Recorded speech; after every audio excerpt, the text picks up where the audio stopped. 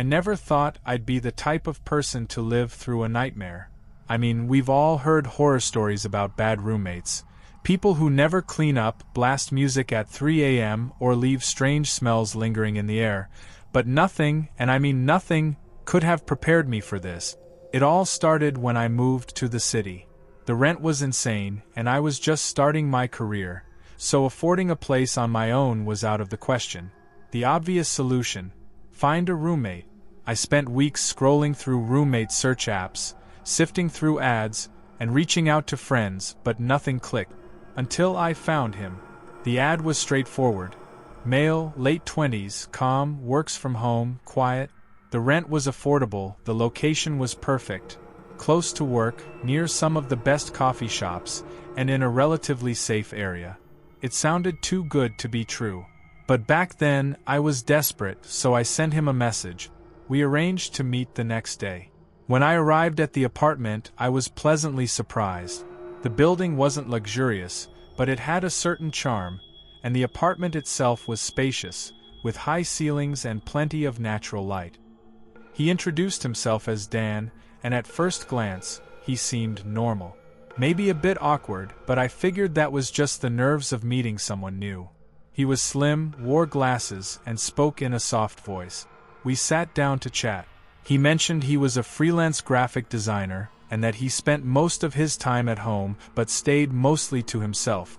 He didn't seem like the partying type, and when he asked about my schedule, he sounded respectful of my space. Honestly, he seemed perfect for what I was looking for. After a short conversation, I decided to move in. The first few weeks went by uneventfully, almost boringly. Dan kept to himself during the day, or at least out of sight. He stayed in his room, supposedly working on projects. He was quiet, didn't leave any mess in the shared spaces, and respected our boundaries. Occasionally, I'd see him in the kitchen, but our interactions were brief. He'd nod, smile awkwardly, and retreat back to his room. Then things started getting weird. It began with small, barely noticeable things. Now and then, I felt like someone had gone through my stuff. I brushed it off, thinking I was just being paranoid. Maybe I had misplaced something or forgotten where I'd put it. But then I noticed food disappearing from the fridge. Tiny amounts, just enough to make me wonder if I'd really eaten it. One night, I was watching TV in the living room when I heard faint footsteps behind me. I turned around, but no one was there. Dan's door was shut, as usual. The air felt cold, and a shiver ran down my spine. I dismissed it again, thinking I was imagining things, but the incidents kept piling up. One evening, I came home late from work. The apartment was dark, and as I fumbled for my keys, something felt off. The door was unlocked, which was strange because I was certain I'd locked it that morning. As I stepped inside, an overwhelming sense of unease washed over me. The place felt wrong. I called out for Dan, but there was no answer. His door was slightly ajar, which was unusual. He never left it open. Hesitant, I pushed it open a bit more. Inside, the room was dimly lit by the glow of his computer screen. I looked around, trying to figure out what was causing the unease. That's when I saw it. On his desk were photos. Photos of me. Not just casual snapshots, but candid pictures. Me at work, me at the grocery store, me walking down the street. There were dozens, printed and pinned to a corkboard like some twisted collage. My heart started pounding. I backed out of the room, trying to make sense of what I had just seen. I didn't sleep that night. The next day, I confronted Dan. He denied everything, of course. He claimed the photos weren't his, and that he had no idea how they got there. His excuses were flimsy, and I didn't believe him. But something about the way he looked at me during that conversation, cold, almost predatory, gave me chills. I decided I had to leave. I didn't care about the lease or the hassle of finding a new place. I just needed to get out. But leaving wasn't going to be easy. Rent in the city was sky high, and I didn't have the funds to just walk away. So, I resolved to stick it out for one more month while searching for a new place. That's when things escalated. The nighttime noises grew more frequent. Sometimes, I'd wake up to the sound of footsteps in the hallway, just outside my door. Other times, I'd hear soft murmurs, though I could never make out what was being said. I started locking my bedroom door every night, something I'd never felt the need to do before. One night, I woke up to the sound of scratching at my door. It was faint at first, like nails gently scraping the wood.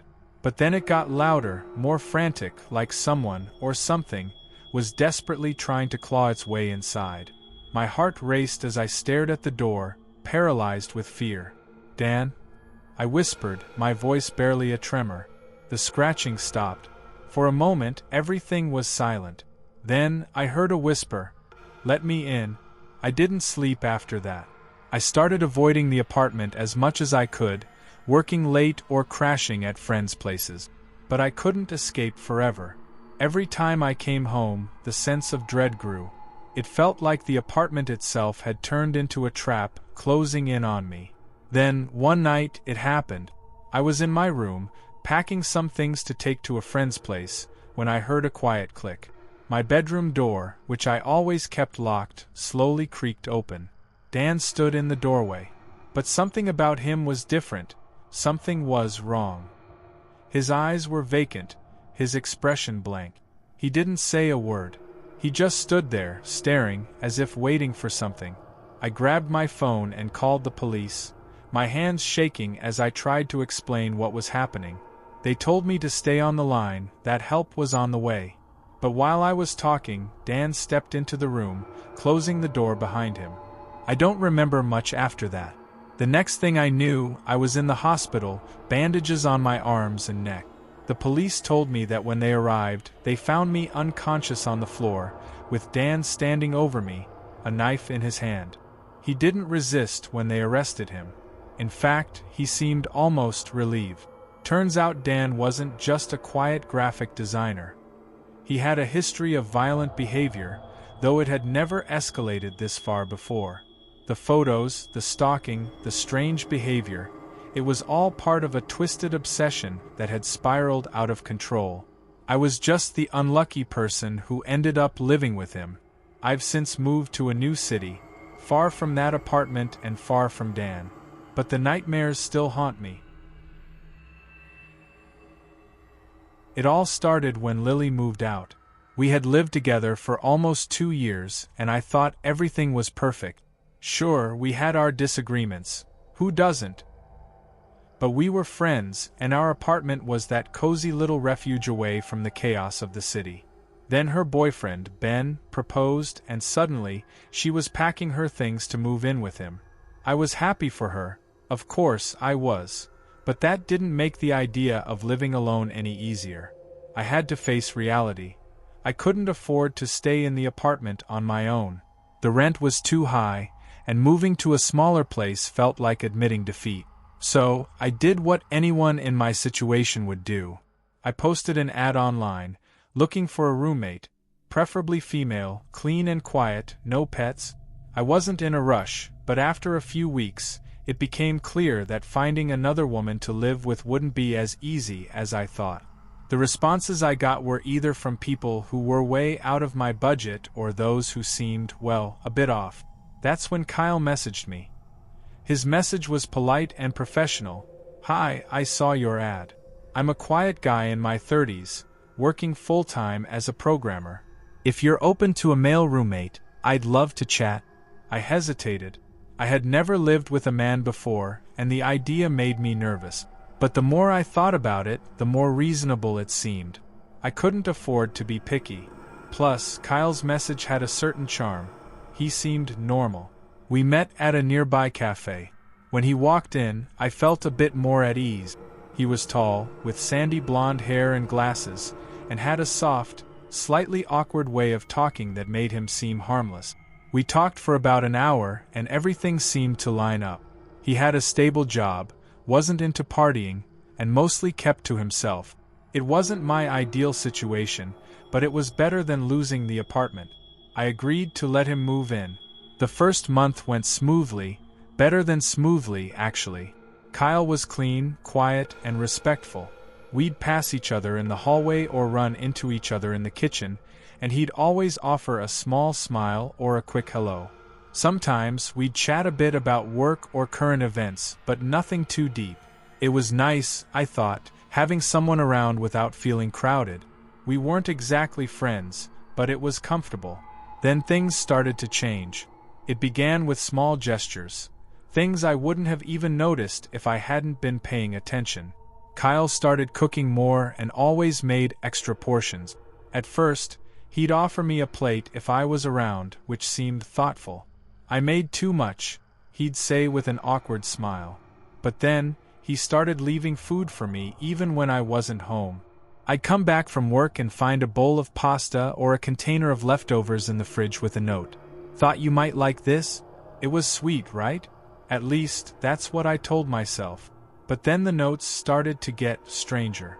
One night, I found a sticky note on my bedroom door that said, "You looked really pretty today." That made me pause. It felt personal in a way that made me uncomfortable, but I ignored it. Maybe he was just trying to be nice, and I was overthinking it. Then came the incident with the baseball cap. I had an old Yankees cap I loved to wear. One day, I couldn't find it.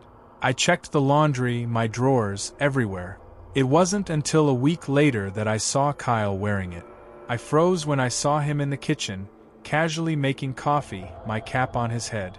"Kyle," I said, trying to keep my voice calm, "that's my hat." He turned, looked at what he was wearing, and smiled. "Oh, this?" It was on the floor. "I figured you didn't want it anymore." I didn't know what to say. There was something about the way he said it that made my stomach twist. It wasn't a big deal.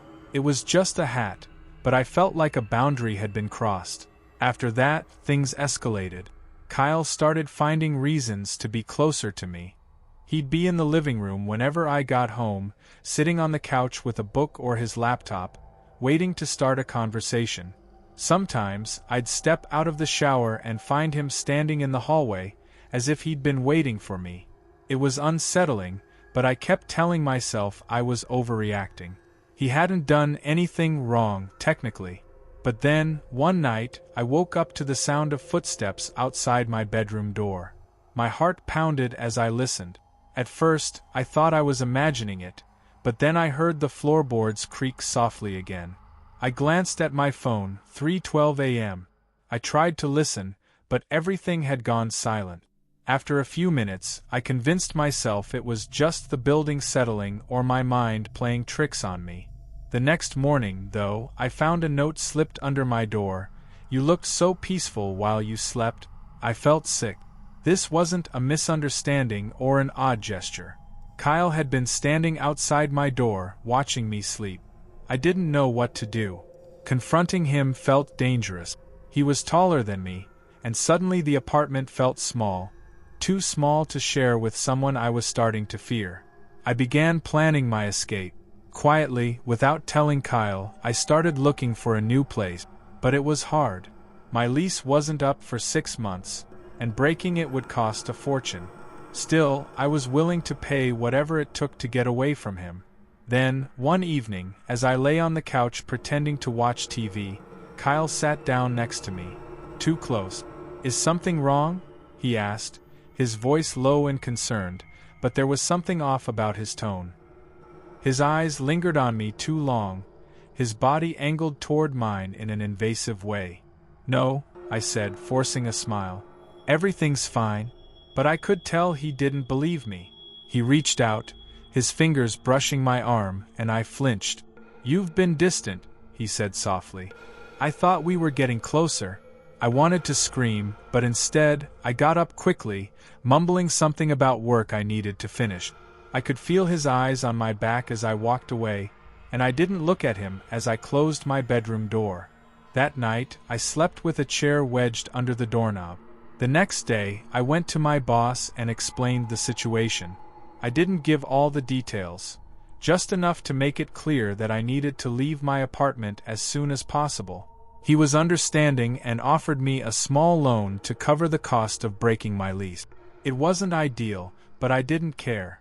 I just needed to get out. I waited until Kyle was at work before I started packing. I worked quickly, shoving my things into boxes without caring about organizing them. I didn't want to risk him coming home and finding me mid-move. I grabbed the rest of my stuff and left as fast as I could. I don't know where Kyle is now, and I don't want to. I broke the lease, moved to a new place, and changed my phone number.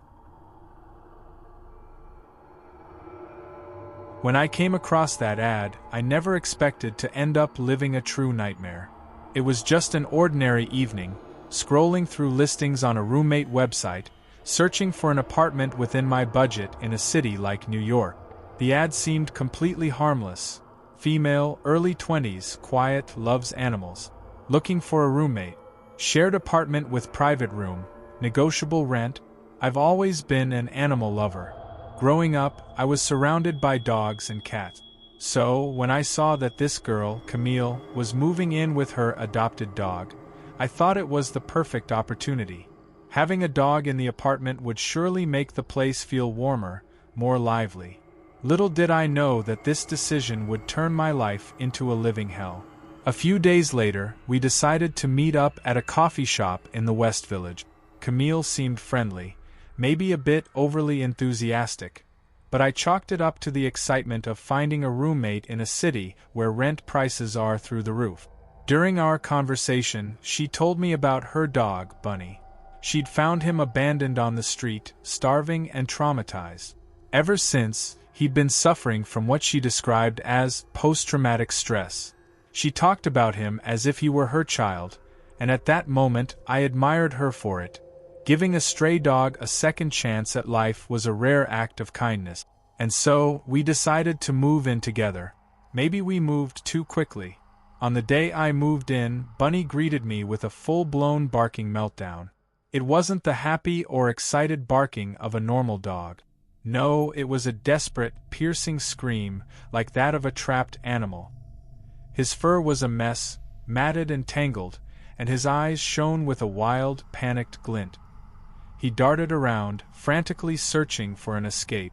Camille assured me that he was just nervous and needed time to adjust to the apartment. She kept repeating that he suffered from post-traumatic stress after living on the street. I tried to be understanding. After all, I couldn't imagine what it was like for a dog to survive on the mean streets of a big city like New York. But as the days went by, it became clear that Bunny wasn't just nervous. He was in serious distress.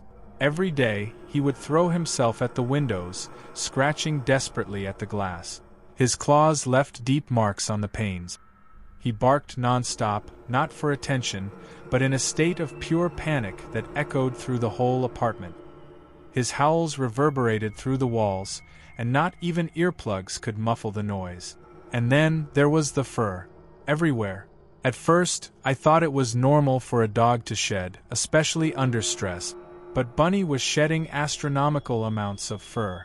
Every surface of the apartment was covered. The couch, the rugs, my clothes, my bedsheets, even in my food, I'd find strands of fur. I asked Camille if she could take him to the vet to check if he was okay. She just shrugged and told me it was all part of his post-traumatic stress. I tried to be patient, but there were limits, and things only got worse. Bunny didn't just shed fur. He destroyed everything in sight. He chewed on the legs of the living room furniture, shredded the couch cushions, and scratched the walls. The furniture wasn't even ours but belonged to the landlord. It became clear that Bunny wasn't suited for apartment life, especially in such a small space. Camille, however, remained indifferent. She'd bought a few toys for Bunny, but he completely ignored them, opting instead to tear everything apart. One day, while I was at work, Bunny tore up one of my favorite dresses, which I'd left on a chair in my room. When I got home, the fabric was in shreds, completely ruined. That was the last straw. I confronted Camille, hoping she would finally understand the gravity of the situation. But her solution was worse than I could have imagined. "I think I need to buy him a crate," she said calmly. "He needs boundaries. It'll help with his stress." I couldn't believe my ears. A crate? For a dog already deeply traumatized? But Camille was serious. The next day, she brought home a massive metal crate and placed it in the living room, the hottest room in the whole apartment, exposed to direct sunlight all day, with no air conditioning. As expected, Bunny hated the crate. As soon as she locked him in, he went completely berserk. He barked, clawed at the bars, and even tried to bite them. Camille left him there, confined, for hours. Sometimes, she'd go to work or hang out with friends, leaving him trapped in that cage for up to 16 hours straight. The heat in the living room became unbearable in the afternoons. Bunny would soil himself in the crate, and when Camille finally came home, the smell was nauseating. But she acted like it was normal, like it was a necessary step to help her dog. One day, I came home earlier than usual. The apartment was eerily silent. Too silent. At first, I thought Camille and Bunny had gone for a walk. But when I stepped into the living room, I saw Bunny lying in his crate, completely still. My heart stopped. For a moment, I thought he was dead. I rushed over, and as I got closer, I saw he was still breathing, barely. His eyes were half closed, his fur matted to his body with his own urine. He'd given up. It was as if he had resigned himself to die in that cage, under the unbearable heat. I took photos. I was ready to report Camille for animal abuse. I'd had enough. But before I could, she vanished. One evening, I came home to an empty apartment. Camille was gone, and so was Bunny. Her belongings had disappeared, but the crate was left in the middle of the living room, a grim reminder of a nightmare come to life. No note, no explanation. Just gone. I tried reaching her, but she never responded. I later learned from a mutual friend that she had moved to another city, taking Bunny with her. I never heard from her again, and I never found out what happened to Bunny. I'm sharing this story as a warning. Be careful who you choose as a roommate, but more importantly, never let suffering continue in front of your eyes. Camille thought she was saving Bunny, but in reality, she only added to his torment.